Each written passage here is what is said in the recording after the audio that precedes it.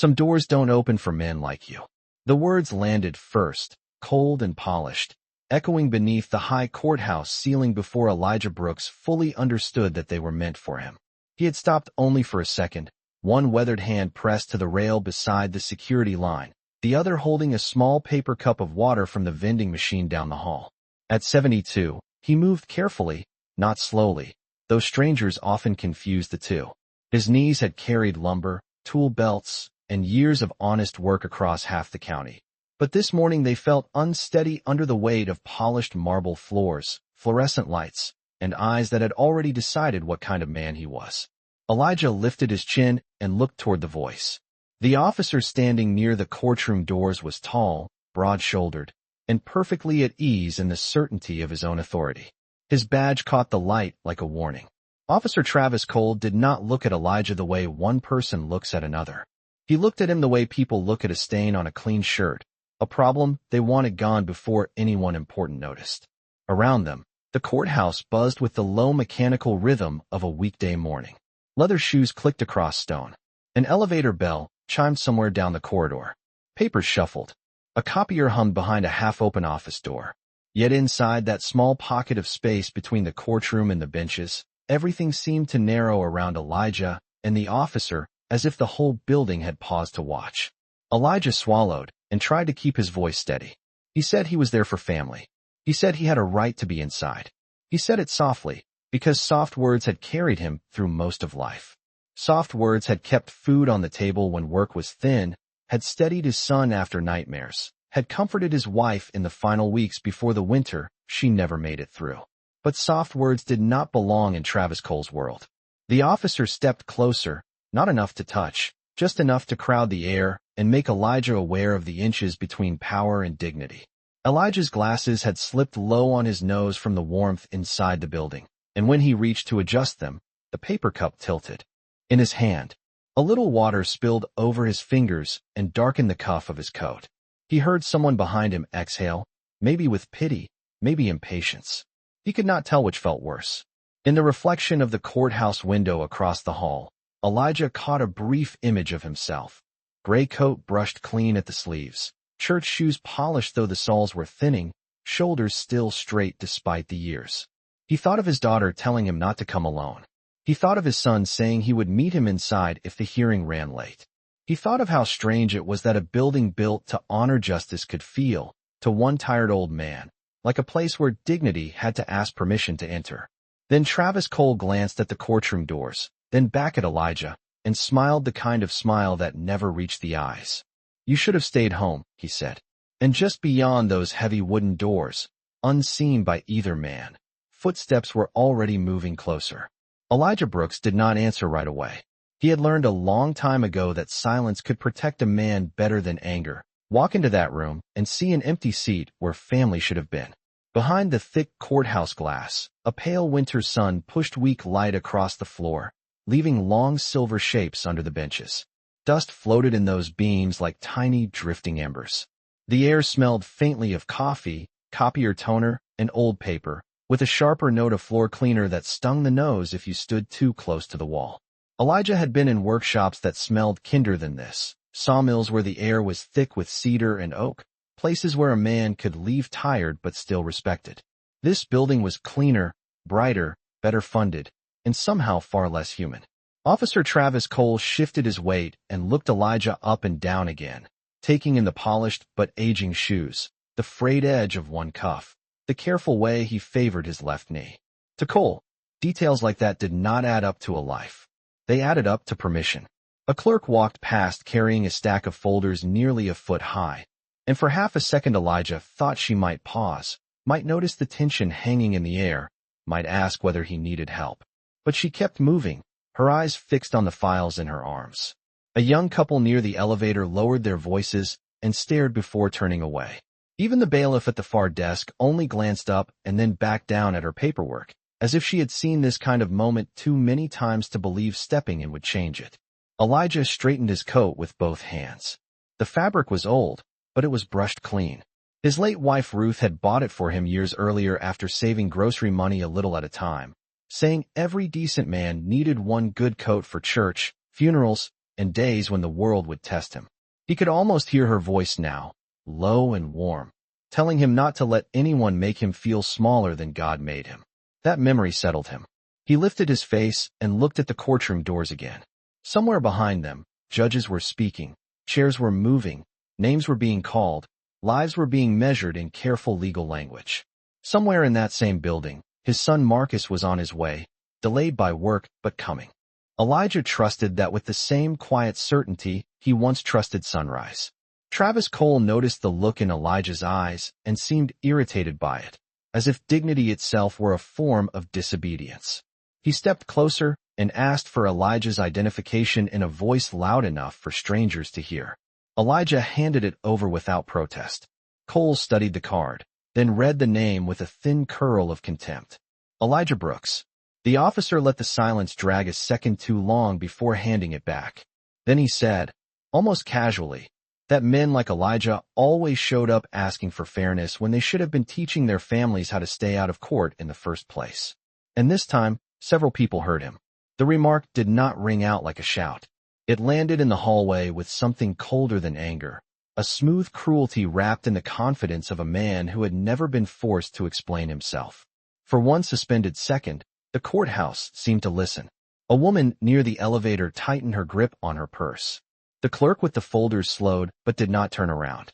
Even the air felt thinner, as if the building itself knew a line had been crossed and chose, like everyone else, to pretend it had not noticed. Elijah Brooks stood very still. He had heard words like that before, in hardware stores, on job sites, outside school meetings, in neighborhoods where his family had been welcomed only after they proved they would not ask for too much. But there was something about hearing it here, under the state seal, beneath framed portraits of judges and flags, and all the official symbols of fairness, that made it settle deeper than insult. It was not just what Officer Travis Cole had said. It was where he had said it, and how certain he was that the room would stay on his side. Elijah slowly took back his identification and slid it into his coat pocket with careful fingers. His hands were steady now. The tremor had gone. In its place was the kind of calm that came only when an old wound opened in a familiar place. He looked at Cole, not with challenge, not with fear, but with a sadness so quiet it almost passed for patience. He said that his grandson was inside that courtroom, because one mistake had put him in front of a judge, and he was there because family does not disappear when things get hard. His voice was low, even, measured like a carpenter checking a straight line. For a moment, Travis Cole seemed irritated by the dignity of that answer. He had expected apology or defiance, something easier to swat aside. Instead, he got a man who refused to become smaller. Cole glanced around and saw the eyes on him now, the half-hidden attention of strangers pretending not to stare. So he smiled again, but this time there was a crack in it, the first sign that public cruelty had not given him the control he wanted. He asked whether Elijah was planning to lecture him in a courthouse hallway. Elijah did not answer that question. His gaze drifted past the officer to the closed wooden doors of room 4B.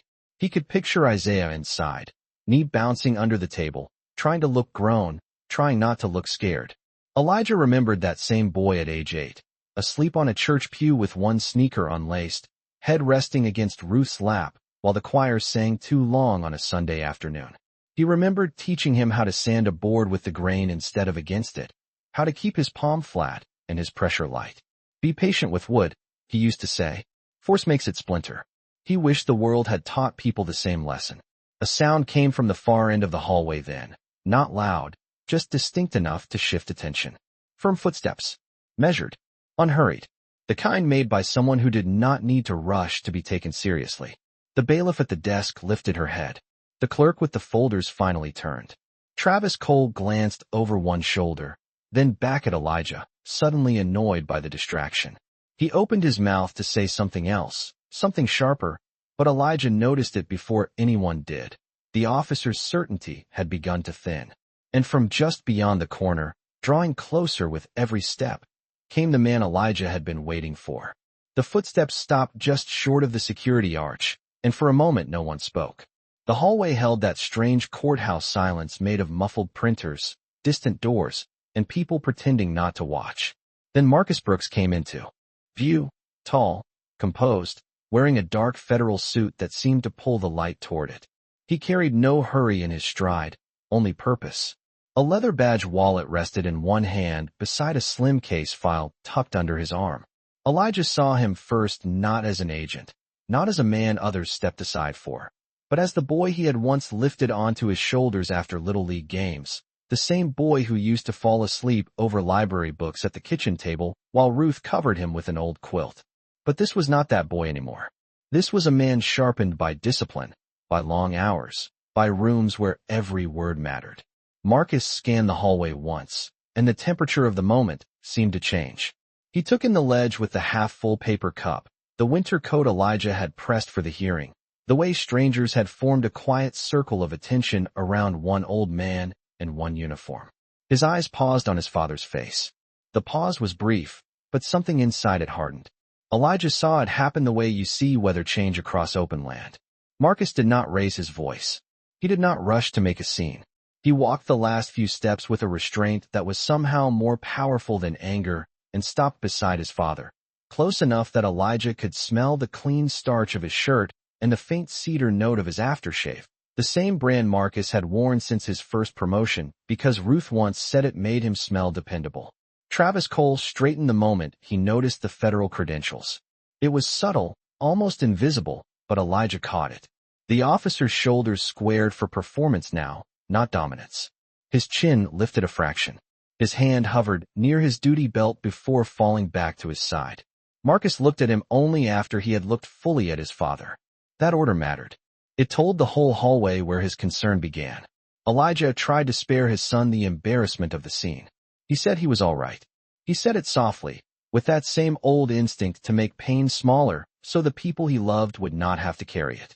Marcus did not answer immediately. His gaze moved from Elijah's eyes to the courthouse floor, where a small white heart pill still rested near the base of the bench like a forgotten piece of the truth. Then he looked up again, this time toward Officer Cole, and when he spoke his voice was low enough that everyone leaned into it without realizing they had. He asked whether there was a problem. Cole gave the kind of answer men like him practiced for years. Professional. Clean. Empty. He said the gentleman had been slow to comply. He said courthouse movement had to stay orderly. He said it was a misunderstanding. Yet the hallway had already begun to betray him. The clerk with the folders did not move on this time. The young couple near the elevator kept staring openly now. Even the bailiff had set down her pen.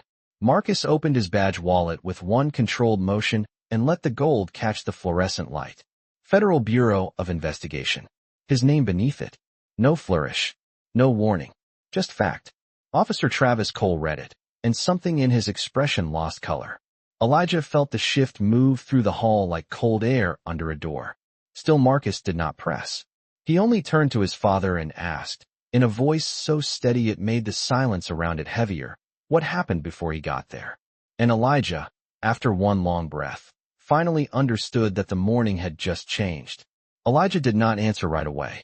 He bent slowly, the careful way men do when years have taught their joints the price of sudden movement, and picked up the small white pill from the courthouse floor before placing it back into his palm. That simple motion said more than any speech could have. It showed what kind of morning this had been, what kind of strain had already settled into his chest before anyone in authority had chosen to make it heavier. Marcus watched his father close his fingers around the pill, and something unreadable moved behind his eyes. He had spent enough years in federal work to know that truth rarely arrived in dramatic speeches. More often it sat in tiny details that honest people did not think to hide. The trembling paper cup on the ledge. The hush from strangers who had seen too much. The way Officer Travis Cole kept talking without ever quite answering the question. Marcus asked again, evenly, what happened before he got there. This time Elijah looked at his son, then at the courtroom doors, and then somewhere beyond both, toward a place only memory could reach. He said he had been trying to make it inside for Isaiah's hearing. He said he had stopped for water because the medication made his mouth dry. He said the officer seemed to think his age, his color, and his hesitation were signs that he did not belong. He did not repeat every word Cole had used. Elijah was not interested in giving ugly language a second life. But the restraint in his telling only made the truth sound heavier.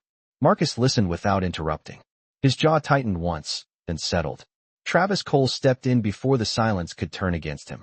He said the elderly man was exaggerating. He said courthouse security required clear movement. He said everyone had to follow instructions the same way. Yet the hallway no longer belonged to his version of events.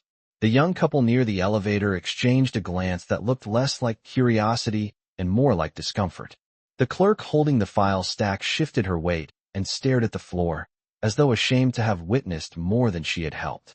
At the far desk, the bailiff, Nora Jensen, rose from her chair with the reluctant posture of someone who had hoped not to become part of the story and realized she already was. Marcus turned toward her with professional calm and asked whether the hall camera outside room 4B was active.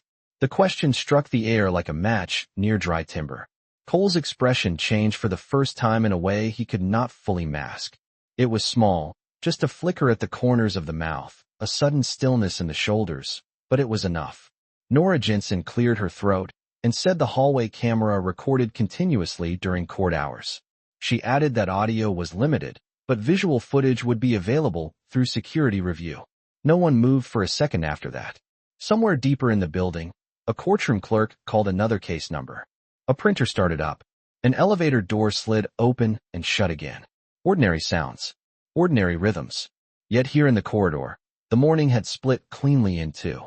Before the question about the camera, Travis Cole had still been wearing certainty like part of the uniform. After it, certainty began slipping off him thread by thread. Marcus saw it. Elijah saw it too. But Elijah's face held no satisfaction, only fatigue and an old sorrow that seemed bigger than this hallway, bigger than this one officer, bigger even than one bad day. He placed a hand lightly over his coat pocket, where the hearing notice rested against his chest, and said in a quiet voice that all he had wanted was to sit in that courtroom and show his grandson that family still stands beside you when the world starts counting you out. Marcus looked at his father for one long moment, then turned back to the officer and said that no one was leaving this hallway until the footage was reviewed. The order settled over the hallway with a force that did not need volume. No one was leaving. No one was moving on. For the first time that morning, the weight of the courthouse seemed to shift away from the uniform and toward the truth. Officer Travis Cole opened his mouth as if to object, then thought better of it. The words died before they could fully form. Marcus Brooks had not raised his voice once. Yet the corridor now carried his authority more completely than any badge on a duty belt. Elijah stood beside him, one hand resting near his coat pocket, the other still curled loosely around the small pill he had retrieved from the floor. His breathing had steadied, but the strain of the morning lingered in the set of his shoulders and the fine lines around his mouth. The winter light coming through the tall courthouse windows touched the silver in his hair and the worn edge of his collar, making him look both fragile and unshakable, like something old enough to have survived storms no one else in that hall could imagine. Bailiff Nora Jensen stepped away from her desk and reached for the wall phone near the record station. Her fingers hesitated over the buttons for a fraction of a second, as if she understood that once the request was made, the morning could not be returned to silence. Then she placed the call to courthouse security and asked them to preserve and pull the hallway footage outside room 4B from the last 15 minutes.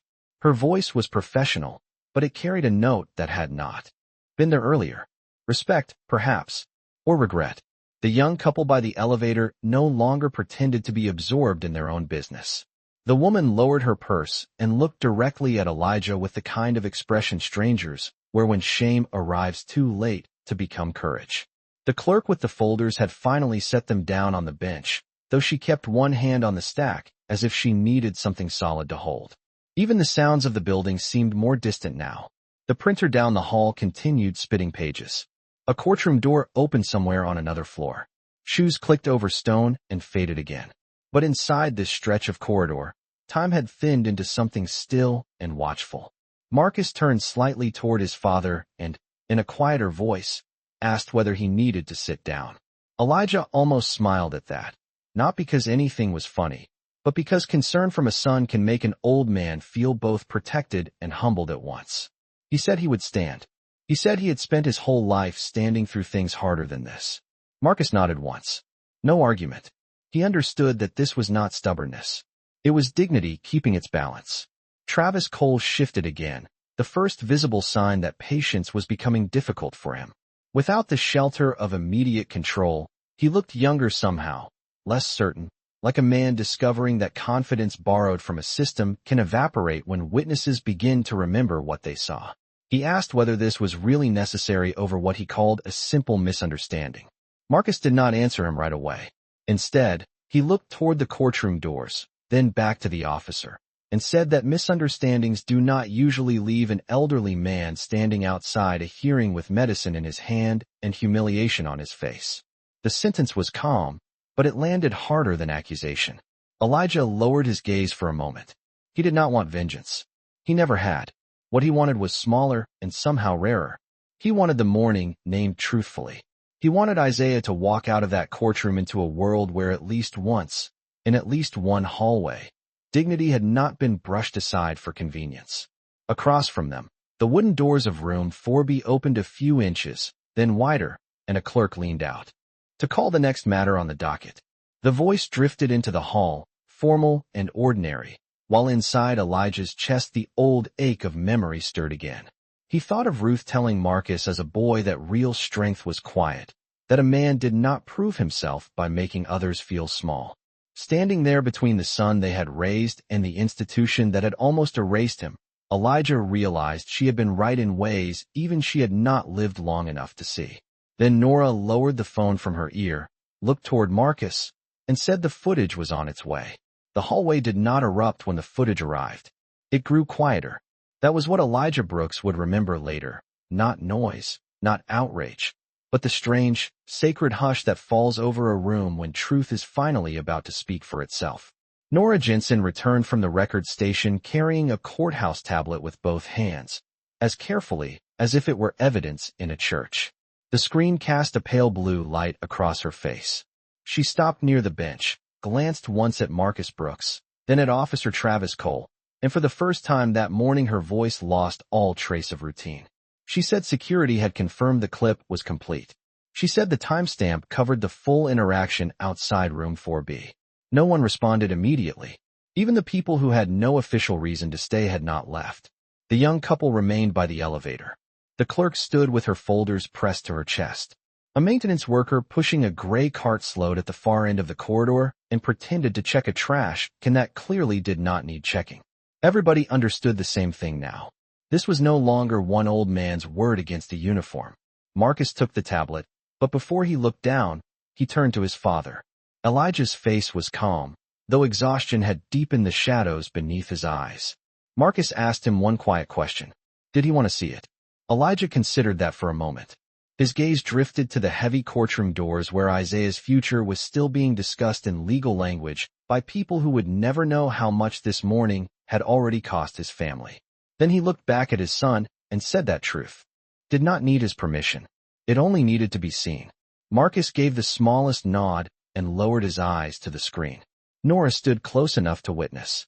The bailiff's mouth tightened almost immediately. The clip showed Elijah arriving exactly as he had described it, moving carefully, pausing at the rail, holding a paper cup, checking the folded notice in his coat. It showed no disruption, no threat, no confusion that could honestly be mistaken for defiance. It showed an elderly man trying to gather himself before entering a courtroom. Then it showed Travis Cole approach with all the ease of someone certain his behavior would never be questioned. The hallway remained so quiet that Elijah could hear the faint buzz of fluorescent lights above them and the hum of the tablet speaker. He did not watch the screen at first. Instead, he watched faces.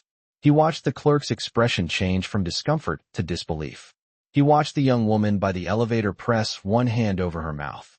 He watched Nora Jensen's shoulders sink as if something inside her had given way. And finally, he watched Officer Cole.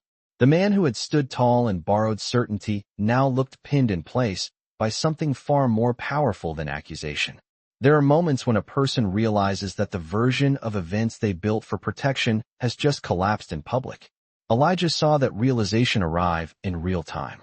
Cole tried once to speak over the footage, but Marcus lifted one hand without even turning toward him, and somehow that small gesture stopped the officer more completely than any threat could have. The video ended. The screen went dark for half a second before the courthouse emblem reappeared. No one rushed to fill the silence. In that pause, Elijah felt the full weight of the morning settle into its proper shape. He had not imagined it. He had not exaggerated it. He had not been too sensitive, too slow, too anything. He had simply been treated as less than human by a man who assumed the building would protect him for it. Marcus handed the tablet back to Nora, then looked at Officer Cole with a steadiness that seemed to drain the last false confidence from the man's face. When Marcus spoke, his tone did not rise. He said that what happened in this hallway was now documented, witnessed, and impossible to explain away. Then the courtroom doors opened wider, and Judge Helen Whitmore herself stepped into the corridor, already aware that something had changed. Judge Helen Whitmore did not ask why the hallway had gone silent. She knew courthouses well enough to recognize the difference between ordinary delay and a moment when authority had been forced to stop and look at itself. She stepped through the doorway in her black robe with the calm presence of someone used to restoring order, but her eyes moved quickly, taking in the gathered staff, the untouched folders on the bench, the courthouse tablet still in Nora Jensen's hands, and finally Elijah Brooks standing beside his son, with quiet exhaustion written across his face. Then her gaze settled on Officer Travis Cole. The judge asked a simple question. What happened here? No one rushed to answer. Travis opened his mouth first, but whatever explanation he had prepared no longer fit the room. Marcus Brooks did not speak over him. He only said that security footage had been preserved and reviewed, and that the hallway outside room 4B had been recorded in full. Judge Whitmore extended her hand. Nora passed her the tablet. The judge watched in complete silence. Elijah kept his eyes on the floor during most of it, tracing the pale veins in the marble with a tired gaze, listening instead to the sounds around him. The soft rustle of judicial robes, the hum of the screen, the restrained breathing of strangers who had suddenly become witnesses. When the clip ended, Judge Whitmore looked up slowly, and the disappointment in her expression carried more force than anger would have. She handed the tablet back to Nora and addressed Officer Cole by name, which somehow sounded more severe than calling him officer. She said that what she had just reviewed was unacceptable inside any public building, but especially inside a courthouse where every citizen had the right to appear without intimidation, humiliation, or selective treatment. Travis tried to insist that the matter had been misunderstood, that he had been maintaining control of a crowded hallway, that the elderly man had delayed movement. Judge Whitmore stopped him with a glance so clean and final it seemed to close a door in midair. She said the footage did not support his version. She said he would step away from courthouse duty immediately, surrender hallway responsibility to another officer, and remain available for administrative review. Then she turned to Nora and instructed her to notify Courthouse Security Command, file an incident report, and preserve all relevant video without alteration. The words were procedural, but in them Elijah heard something he had not expected to receive today. Respect. Not pity. Not performance. Respect.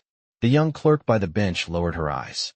The couple near the elevator shifted aside to open a clear path toward the courtroom doors. Even the maintenance worker at the far end of the hall stopped pretending to work and stood still, as if ordinary movement would be improper until justice finished speaking. Travis Cole removed himself from the center of the corridor with visible reluctance, no longer the largest presence in the room, only a man whose certainty had run out in public. Marcus did not follow him with triumph. Elijah noticed that and felt a private ache of pride. His son had every reason to press harder in that moment, but restraint ran deeper in him than rage. Judge Whitmore then looked directly at Elijah and said that if he was willing, she would like him seated inside before the hearing continued. Her voice softened on the last few words. Elijah nodded once, unable for a moment to trust his own throat. He slipped the small white pill back into his pocket, straightened Ruth's old coat, and felt Marcus step beside him, not in front, not behind, but exactly where family belongs when the world has tried to push a man out of place. And as the courtroom doors opened wide for him at last, Elijah realized the morning was no longer asking him to prove he belonged there. The courtroom felt different once Elijah Brooks crossed the threshold.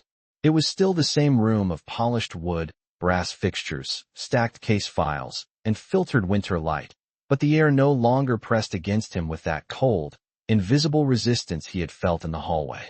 Judge Helen Whitmore waited until he was seated before signaling for the hearing to resume, and that single pause, brief as it was, settled something deep inside him.